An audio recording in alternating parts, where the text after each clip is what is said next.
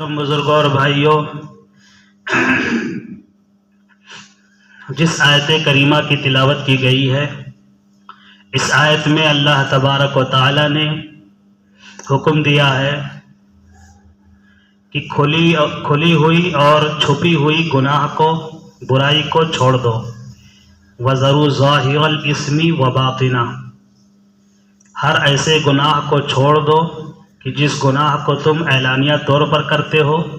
یا چھپ کر کے کرتے ہو۔ گناہ کہتے ہیں اللہ تبارک و تعالیٰ کی نافرمانی کو، اللہ کے رسول صلی اللہ علیہ وسلم کے طریقے کو چھوڑنے کو، اور اسی طرح شرک و بدعات کے ارتکاب کرنے کو گناہ کہتے ہیں۔ ہم نیکیاں کرتے ہیں، اللہ کی طرف سے جو بھی توفیق ملتی ہے اچھا عمل کرتے ہیں،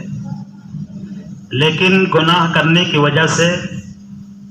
ہماری نیکیاں بھی برباد ہو جاتی ہیں۔ جیسے لکھا ہے حدیث میں اللہ کے نبی نے فرمایا کہ مسجد میں بات کرنے سے ہمارے جو نیک اعمال ہوتے ہیں، نیکیاں ہوتی ہیں، وہ سوکھی ہوئی لکڑیاں جیسے جل کے ختم ہو جاتی ہیں، ایسے ہی وہ نیکیاں تباہ ہو جاتی ہیں۔ ہماری نیکیاں، ہمارے اعمال، نیک اعمال وہ ختم ہو جایا کرتے ہیں مسجد میں صرف بات کرنے سے۔ حسد ہے، حسد کے بارے میں بھی حدیث میں ہے کہ حسد اگر ہم کسی سے کرتے ہیں تو ایسی یہ برائی ہے یا ایسا گناہ ہے کہ اس گناہ کی وجہ سے جو ہماری کچھ ناقص نیکیاں ہیں جو کسی طرح سے کر لیے ہیں، وہ بھی وہ نیکیاں تباہ ہو جاتی ہے، ختم ہو جایا کرتی ہیں۔ تو اسی لیے کہا گیا عرب کا ایک محاورہ الوقایۃ خیر من العلاج، اور یہ محاورہ یہ عام ہے اور یہ صحیح ہے، حقیقت پر مبنی ہے کہ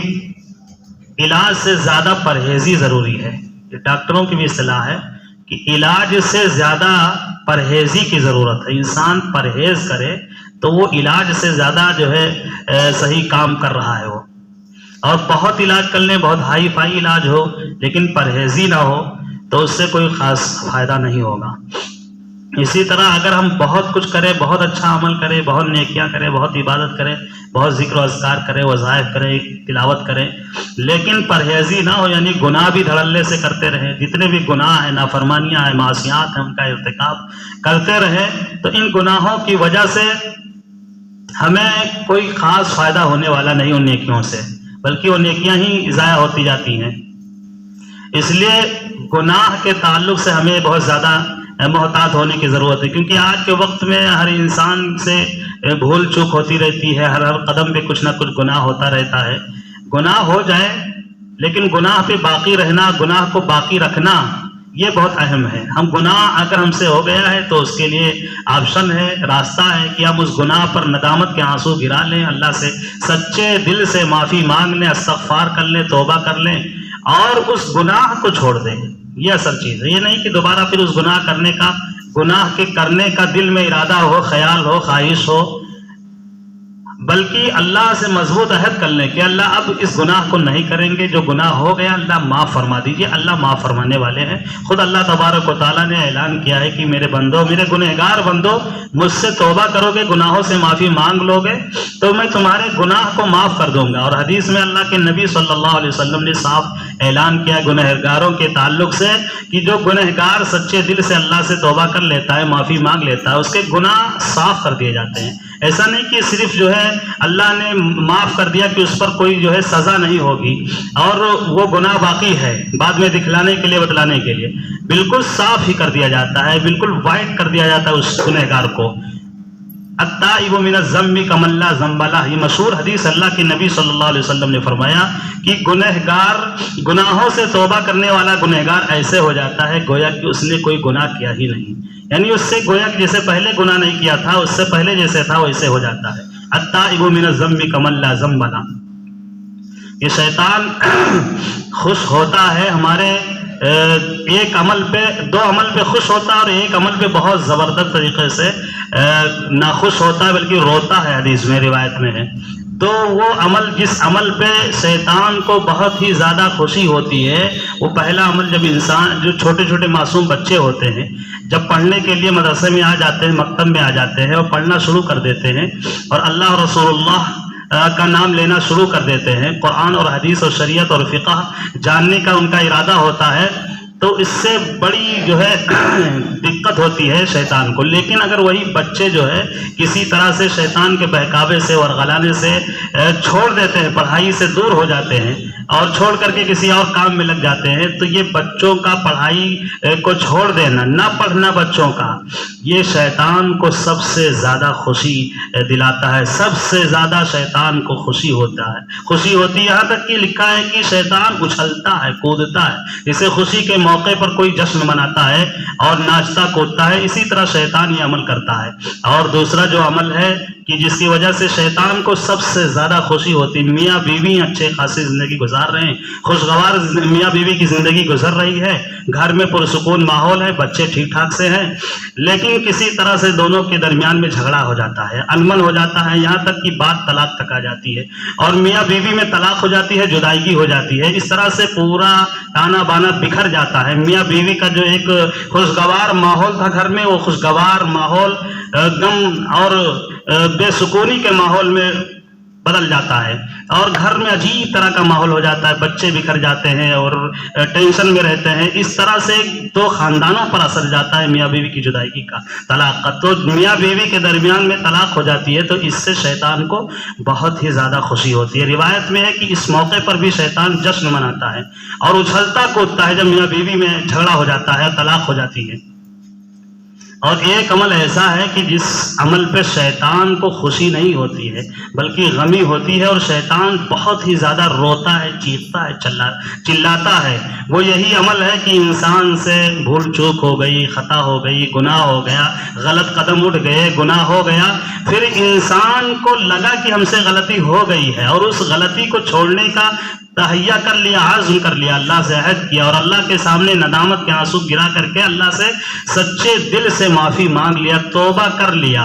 تو اللہ تبارک و تعالیٰ اس کے گناہوں کو معاف فرما دیتے ہیں، کیونکہ اللہ نے وعدہ کیا ہے۔ تو جب اللہ تعالیٰ سے کوئی گنہگار بندہ سچے دل سے اپنے گناہوں پہ معافی مانگ لیتا ہے تو شیطان کو سب سے زیادہ غمی ہوتی ہے، سب سے زیادہ چیختا چلاتا ہے، شیطان روتا ہے دھاڑے مار مار کر کے۔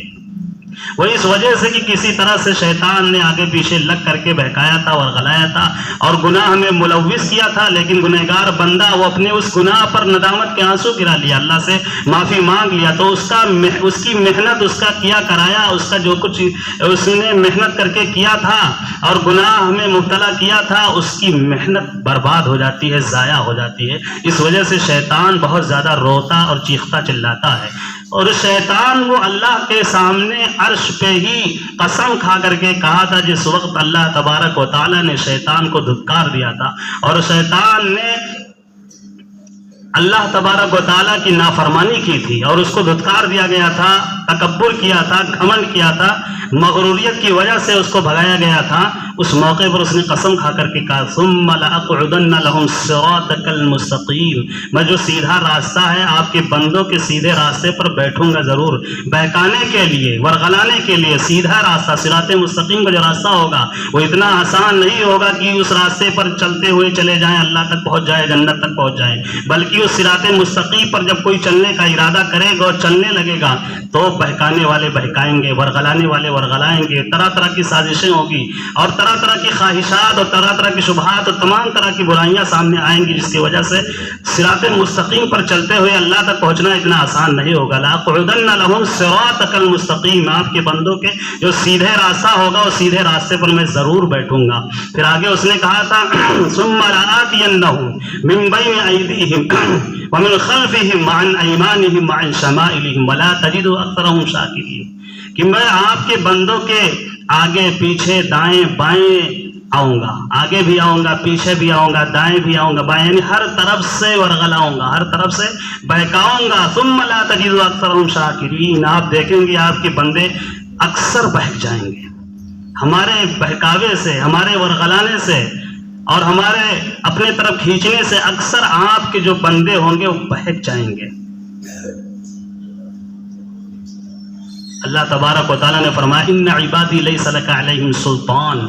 کہ جو میرے بندے ہوں گے، اس وقت اللہ تبارک و تعالیٰ نے شیطان سے بھی کہا تھا کہ جو میرے بندے ہوں گے، جو تمہارے بندے ہوں گے وہ تو بہک جائیں گے، جو شیطان کے بندے ہوں گے وہ بہک جائیں گے، جو رحمان کے بندے ہوں گے، جو میرے بندے ہوں گے وہ ہرگز تمہارے بہکاوے میں نہیں آئیں گے، تم کو سمجھیں گے کہ تو شیطان ہو، تمہارا جو ہے جو تمہاری چال ہے، جو تمہاری سازش ہے، اس سازش سے اس چال سے آگاہ ہو جائیں گے۔ جو میرے بندے ہوں گے ان کے اوپر تمہارا کوئی زور نہیں چلے گا۔ اللہ تبارک و تعالیٰ نے فرمایا، ایک روایت میں ہے کہ شیطان نے کہا کہ دائیں بائیں آگے پیچھے میں بہکاؤں گا آپ کے بندوں کو، لیکن اوپر اور نیچے بھول گیا تھا تذکرہ کہنا، جو ہے اوپر اور نیچے اللہ کی طرف سے ایک خاص جو ہے بندوں کے لیے رحم و کرم ہے کہ اوپر اور نیچے شیطان کا کچھ بس نہیں چلتا ہے۔ اور اللہ تبارک و تعالیٰ نے فرمایا کہ میرا بندہ جب اوپر سے میرے جانب مخاطب ہوگا، یعنی جب وہ ہاتھ پھیلائے گا، گناہ ہو جائے گا اور گناہوں کے بعد ندامت کے آنسو گراتے ہوئے اپنے ہاتھ کو اوپر اٹھائے گا، میرے جانب اٹھائے گا، مجھ سے مدد مانگے گا، میرے اللہ مجھے معاف کر دیجئے، مجھ سے گناہ ہو گئے، مجھ سے غلطی ہو گئی، ہم کمزور ہیں، لاچار ہیں، مجبور ہیں، بہک جاتے ہیں، پھسل جاتے ہیں، میرے اللہ مجھے معاف کر دیجئے، آئندہ گناہ نہیں ہوگا۔ تو اللہ فرماتے ہیں کہ میرے جانب میرے اوپر کے جانب جب میرا بندہ اللہ اٹھائے، ہاتھ اٹھا کر کے مجھ سے معافی مانگے گا تو میں معاف کر دوں گا۔ اور نیچے کے جانب شیطان کا زور نہیں چلے گا، جب وہ میرا بندہ گناہوں کے بعد سجدہ ریز ہو جائے گا، اپنے سر کو ہمارے قدموں میں ہمارے سامنے اپنے سر کو زمین پر رکھ دے گا اور مجھ سے معافی مانگ لے گا، سچے دل سے گناہوں سے مجھ سے معافی مانگے گا سجدے کی حالت میں، تو یہ نیچے اس کا سر ہوگا میرے بندے کا اور میں معاف کر دوں گا اپنے بندے کو۔ یہ اللہ تبارک و تعالیٰ کی جانب سے رحم و کرم ہے کہ شیطان کے ورغلانے، شیطان کے بہکانے کے باوجود اگر کسی انسان سے، کسی بندے سے کوئی خطا ہو جائے، گناہ ہو جائے، غلطی ہو جائے، پھر وہ اللہ تبارک و تعالیٰ سے سچے دل سے معافی مانگ لے تو اللہ تبارک و تعالیٰ اس کے گناہوں کو معاف فرما دیتے ہیں اور اس کے گناہوں کو صاف بھی کر دیتے ہیں، بالکل وائٹ ہو جاتا ہے گناہوں سے، ایسے ہو جاتا ہے تائب من الذنب کمن لا ذنب لہ، کہ گنہگار گناہوں سے توبہ کرنے والا ایسے ہو جاتا ہے کہ گویا کہ اس نے گناہ ہی نہیں کیا۔ یہ شیطان جہنم میں جانے کے بعد کہے گا وقال الشیطان، اس کا بھی تذکرہ قرآن عظیم الشان میں موجود ہے، وقال الشیطان لما قضی الامر ان اللہ وعدکم وعد الحق ووعدتکم فاخلفتکم وما كان لي عليكم من سلطان الا ان دعوتکم فاستجبتم لی فلا تلومونی ولوموا انفسکم۔ شیطان جہنم میں جانے کے بعد کہے گا، جب جہنمی لوگ شیطان کو پکڑ لیں گے، تو نے ہی مجھے بہکایا تھا، ورغلایا تھا، تو نے ہی مجھے اس راستے پر چلایا تھا، آج تو مل گیا ہے، آج تجھے ہم نپٹیں گے، تجھے ہم سزا خود دیں گے جہنم میں، جہنمی لوگ۔ تو شیطان کہے گا نہیں، ایسا نہیں، اللہ نے بھی تمہارے سامنے وعدہ کیا تھا اور میرا بھی وعدہ تھا، لیکن جو اللہ کا وعدہ تھا تمہارے تعلق سے، تمہارے لیے قرآن کے ذریعے سے، حدیث کے ذریعے سے، رسول اللہ کے ذریعے سے، اولیاء کرام، صحابہ کرام، نیک بندوں کے ذریعے سے اللہ نے جو وعدہ کیا تھا، اللہ کا وعدہ سچا تھا اور میرا جو وعدہ تھا وہ جھوٹا تھا۔ اور دیکھو اس وعدے میں تم ہی نہیں شکار ہو، میں بھی تو ہوں، میں بھی تو تمہارے ساتھ جہنم میں ہوں۔ فلا تلومونی ولوموا انفسکم، قرآن میں اللہ نے فرمایا ہے کہ وہ کہے گا کہ نہ تم مجھے ملامت کرو نہ میں تجھے ملامت کروں، جہاں تم ہو وہی میں بھی ہوں، جہنم میں تم بھی ہو، جہنم میں میں بھی ہوں، نہ تم مجھے ملامت کرو نہ میں تجھے ملامت کروں۔ آج انسان کا ذہن بھٹک جاتا ہے اسی بنیاد پر، اللہ کی عظمت اور اللہ کی کبریائی اور اللہ کی بڑائی اور اللہ کو اللہ ماننے اور اللہ کے موجود ہونے پر ذہن انسان کا بھٹک جاتا ہے اسی بنیاد پر کہ اللہ تبارک و تعالیٰ نے جو ایک حکمت اور مصلحت کے تحت انسانوں کو چھوٹ دے دیا ہے، گناہ کرو کرتے رہو، لیکن ایسا نہیں کہ وہ صرف گناہ کرتے رہو گے اور میرے طرف سے پکڑ نہیں آئے گی اور میرے طرف سے کوئی تمہیں سزا اور تمہیں کوئی عذاب نہیں ہوگا۔ اسی بنیاد پر تو ایک ملحد ابھی اسی پچھلے ہفتے میں جو خدا کے وجود کا منکر تھا، اس نے جو ہے اس کا ڈیبیٹ ہوا 2 گھنٹے کا، ہمیں سے اکثر لوگ موبائل کے ذریعے سے جانتے ہوں گے، 2 گھنٹے کا جو ہے ڈیبیٹ ہوا۔ اور اس سے پہلے ہم جمعے میں نمازی جو ہے جو پہلے پہنچ جاتے ہیں اور بیان سنتے ہیں، اکثر لوگ جانتے ہوں گے 3 سے 4 5 جمعہ میں اسی ٹاپک پہ بیان کیا تھا کہ اللہ تعالیٰ جو ہے سزا کیوں نہیں دے رہے ہیں۔ اتنا جو ہے خوفناک منظر ہوتا ہے، میزائل کے ذریعے سے، بموں کے ذریعے سے مسلمان بچوں کے بوٹیوں کو اڑا دیا جاتا ہے، چھوٹے چھوٹے معصوم بچوں کا کیا قصور ہوتا ہے، ان کو جو ہے مار دیا جاتا ہے، اور اللہ تبارک و تعالیٰ موجود ہے، پھر بھی اللہ کچھ نہیں کر رہی. اس کا بنیادی جو ہے اس کے خدا کے نہ ماننے کا اس کا اصل اس کے ذہن میں یہی بیٹھا ہوا تھا. اور ہے بھی، یہ حقیقت بھی ہے. ایسے بہت سے لوگ ہیں، صرف جاوید اختر کی بات نہیں کی جا رہی، اس کے ذہن جیسے اس کے جیسے ذہن رکھنے والے بہت ایک بڑی تعداد ہے جو خدا کے منکر ہیں. وہ اسی بنیاد پر منکر ہے کہ دنیا میں سب کچھ ہو رہا ہے پھر بھی اللہ کچھ کر نہیں رہا ہے. کیا کر رہا ہے اللہ تعالیٰ؟ اس کے تو الفاظ ہیں، اس طرح سے الفاظ ہیں کہ اللہ کے تعلق سے کہ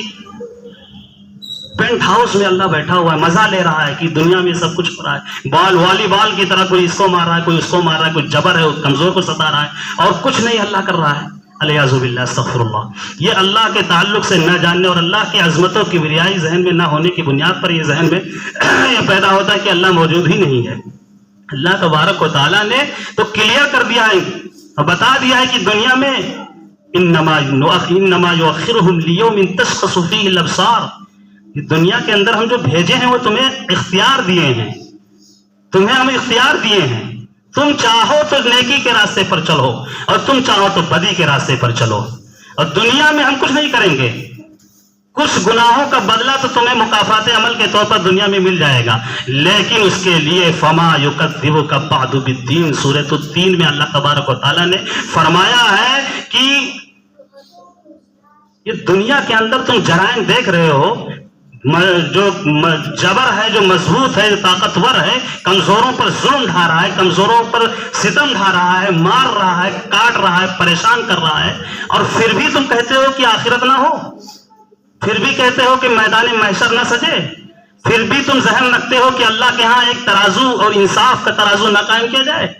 پھر مجرموں کو کیسے سزا ملے گی؟ پھر اچھے لوگوں کو انصاف کہاں ملے گا اگر اللہ تعالیٰ قیامت نہ برپا کریں، آخرت نہ برپا کریں؟ یہ اللہ تبارک و تعالیٰ نے خود ہی جواب دیا، فما یکذبک بعد بالدین. کون سی ایسی بات ہے جو روز جزا کے جھٹلانے پر تمہیں آمادہ کر رہی ہے کہ جزا کا روز نہ ہو، جزا کا دن نہ ہو، فیصلے کا دن نہ آئے؟ فیصلے کے دن کا آنا ضروری ہے. اللہ تبارک و تعالیٰ نے فرمایا موت کا آنا ضروری ہے، فیصلے کے دن کا آنا ضروری ہے، میدان محشر کا برپا ہونا ضروری ہے، ترازو کا قائم ہونا ضروری ہے، قیامت کا واقع ہونا ضروری ہے، تاکہ ہر مجرموں کو سزا دی جائے، ہر ظالموں کو ان کو سزا دی جائے، اور ہر جو ہے مظلوم کو انصاف دلایا جائے. یہ جو بڑے بڑے مجرم جرائم کا ارتکاب کر رہے ہیں، یا اللہ تبارک و تعالی نے انسان کو نائب بنا کے بھیجا تھا. انی جاعل فی الارض خلیفہ فرمایا تھا آدم علیہ السلام کی اولاد کے تعلق سے کہ میں بنا رہا ہوں، دنیا کے اندر جو بھیج رہا ہوں تمہیں نائب اپنا بنا کے بھیج رہا ہوں. یہ انسانوں کی ذمہ داری ہے کہ اگر کہیں جرم دیکھے، کہیں ظلم ہوتا ہوا دیکھے تو اللہ تعالیٰ نے ہر انسان کو نائب بنا کے دنیا کے اندر بھیجا ہے. وہ اس کے ہاتھ کو پکڑ لے، اس کی زبان پہ لگام ڈال دے. جہاں بھی کوئی گناہ دیکھے، کوئی برائی دیکھے، کوئی غلط کام دیکھے، یہ انسانوں کی ذمہ داری ہے. یہ تو ہمارا امتحان لیا جا رہا ہے کہ دنیا میں ہم دیکھ رہے ہیں جرائم ہو رہے ہیں اور ہم خود ہی جو اللہ پر الزام ڈال رہے ہیں کہ اللہ تعالیٰ گویا کہ موجود ہی نہیں ہے. ارے ہم کیا کر رہے ہیں؟ اللہ تعالیٰ نے ہمیں تو نائب بنا کے دنیا کے اندر بھیجا تھا. یہ امتحان گاہ ہے، یہاں امتحان لیا جا رہا ہے ہر انسان کا کہ کون انسان کہاں تک جاتا ہے. حدیث میں من رأى منكم منكرا فليغيره بيده فإن لم يستطع فبلسانه فإن لم يستطع فبقلبه وذلك أضعف الإيمان فرمایا جاتا ہے. او كما قال علیہ الصلوۃ والسلام، اللہ کے نبی نے فرمایا کہ تم میں سے کوئی برائی دیکھے تو اپنے ہاتھ سے روکے. پہلا جو ہے حکم ہے کہ اپنے ہاتھ سے روک دے، ہاتھ کو پکڑ لے مجرم کے ہاتھ کو کہ نہیں، جرم نہیں ہونے دیں گے، ظلم نہیں ہونے دیں گے. کیوں ظلم کر رہے ہو کسی پر؟ کیوں جرم کر رہے ہو؟ کیوں ایسا کام کر رہے ہو، غلط کام کر رہے ہو؟ ہاتھ سے روکے انسان. اور اگر اس کی استطاعت اور طاقت اور ہمت اور حیثیت نہیں رکھتا ہے تو اپنی زبان سے اس کو کہے کہ تم غلط کر رہے ہو، بار بار اس کا ٹوکتا رہے، زبان سے کہتا رہے کہ غلط کر رہے ہو، غلط ہو رہا ہے. اگر زبان سے بولنے کی بھی اگر ہمت طاقت نہیں ہے تو دل سے اس کو برا جانے کی جو غلط ہو رہا ہے، غلط ہو رہا ہے، غلط کوئی کر رہا ہے، دل سے برا جانے. اور حدیث میں ہے اللہ کے نبی نے فرمایا کہ یہ جو کمزور مومن ہوں گے، جن کا ایمان نہایت کمزور ہوگا، ان کا یہ کام ہوگا صرف دل سے جانے. وَذَلِكَ أَضْعَفُ الْإِيمَانِ، یہ ایمان کا سب سے کمزور حصہ ہے. تو ہم تو اتنے کمزور مومن ہیں، ہم تو اتنا کمزور اللہ پر ایمان رکھتے ہیں کہ ہم دل سے بھی جو ہے بجائے کہ برا ماننے کی خود اللہ پر ڈال رہے ہیں الزام کہ اللہ دنیا میں اللہ موجود ہی نہیں ہے، تبھی تو یہ سب کچھ ہو رہا ہے۔ الیاذ باللہ، اس طرح کی الحاد، اس طرح کی جو ہے ذہن ہوتا ہے لوگوں کا اللہ کے تعلق سے۔ اللہ تبارک و تعالیٰ نے تو مکمل کلیئر کر دیا ہے کہ دنیا کے اندر ہم کس مقصد کے لیے تمہیں بھیجے ہیں، اور پھر جو ہے ایک ترازو قائم ہوگا اور اسی میں سب کو انما یؤخرہم لیوم تشخص۔ اللہ تبارک و تعالیٰ نے فرمایا کہ ہم ڈھیل دے رہے ہیں، یہ خود اللہ فرما رہے ہیں کہ ہم ڈھیل دے رہے ہیں۔ بڑے بڑے مجرم جو ہے اپنے جرائم کا ارتکاب کر رہے ہیں، کس طرح سے کر رہے ہیں؟ کوئی جیسے لگ رہا ہے کہ کوئی ان کی پکڑ نہیں ہوگی، کوئی گرفت نہیں ہوگی، کس طرح کہاں تک اپنے جرائم میں چلے جاتے ہیں، اپنے ظلم کی انتہا تک چلے جاتے ہیں۔ بڑے بڑے پیغمبر تک کو قوموں نے قتل کیا ہے۔ پیغمبر جو اللہ کا سب سے چہیتا ہوتا ہے، سب سے خاص ہوتا ہے پیغمبر، وہ اللہ کے سب سے نزدیکی اور سب سے قریبی ہوتا ہے پیغمبر، جس کو اللہ تعالیٰ منتخب کرتے ہیں، سلیکٹ کرتے ہیں اپنے بندوں میں کہ یہ میرا بندہ ہوگا جو لوگوں کو میرے طرف بلائے گا، دعوت دے گا۔ وہ سب سے خاص ہوتا ہے پیغمبر۔ اس پیغمبر کو بھی قوموں نے قتل کیا ہے، پھر بھی اللہ تبارک و تعالیٰ دیکھتے رہے کہ دیکھیں بندہ کہاں تک جا رہا ہے جرائم میں۔ اللہ تبارک و تعالیٰ نے اسی کو فرمایا کہ ہم ڈھیل دے رہے ہیں، مہلت دے رہے ہیں، یؤخرہم لیوم، ایسے دن کے لیے تشخص فیہ الابصار، ایسے دن تک کے لیے ہم ڈھیل دے رہے ہیں صرف کہ جب وہ دن آئے گا تو اس دن کو دیکھ کر کے بڑے بڑے مجرم، بڑے بڑے ظالم کی آنکھیں پتھرا جائیں گی۔ آنکھیں پتھرانے کا جو ہے یہ ورڈ ہے جو حدیث قرآن میں اللہ تبارک و تعالیٰ نے فرمایا ہے، وہ ایسے جیسے کوئی انسان جو ہے اچانک کوئی چیز دیکھتا ہے تو اس کی آنکھ کھلی کی کھلی رہ جاتی ہے، یعنی اتنا دیکھ کر کے اس کو تعجب ہوتا ہے، حیرت ہوتی ہے کہ اس تعجب اور حیرت کی انتہا کی وجہ سے وہ انسان اپنی آنکھوں کو بھی بند نہیں کر پاتا ہے، ایسے دیکھتا ہی رہتا ہے، یعنی گویا کہ اس کی آنکھیں پتھر ہو گئی ہیں، دیکھتا رہے گا۔ اللہ تبارک و تعالیٰ قربان جائیے اس آیت میں فرمایا کہ مجرم لوگ جب وہ دیکھیں گے انصاف والا دن، محشر والا دن دیکھیں گے، وہ سوچتے نہیں ہیں کہ میرے ساتھ بھی کچھ ہوگا، مرنے کے بعد میرے ساتھ کچھ ہوگا۔ ہم جو جرائم کر رہے ہیں دنیا کے اندر، جو ظلم کر رہے ہیں، اس کے بعد کوئی ایک دن ایسا آئے گا کہ جس دن مجرم دیکھیں گے تو حیران ہو جائیں گے اب کیا ہوگا، اب یہاں تو نہیں بچ پائیں گے، اس لیے کہ پوری کائنات کا سپر پاور، فل پاور، طاقت والا خدا جو ہے ترازو قائم کیا، اب یہاں ہماری بولتی، ہماری زبان نہیں چلے گی، ہماری طاقت یہاں نہیں چلے گی، اب اسی کا پاور چلے گا۔ اللہ تبارک و تعالی ہم سب کو کہنے سننے سے کہیں زیادہ عمل کی توفیق نصیب فرمائے اور گناہوں سے توبہ کرنے کی توفیق نصیب فرمائے۔ آمین وآخر دعوانا الحمدللہ رب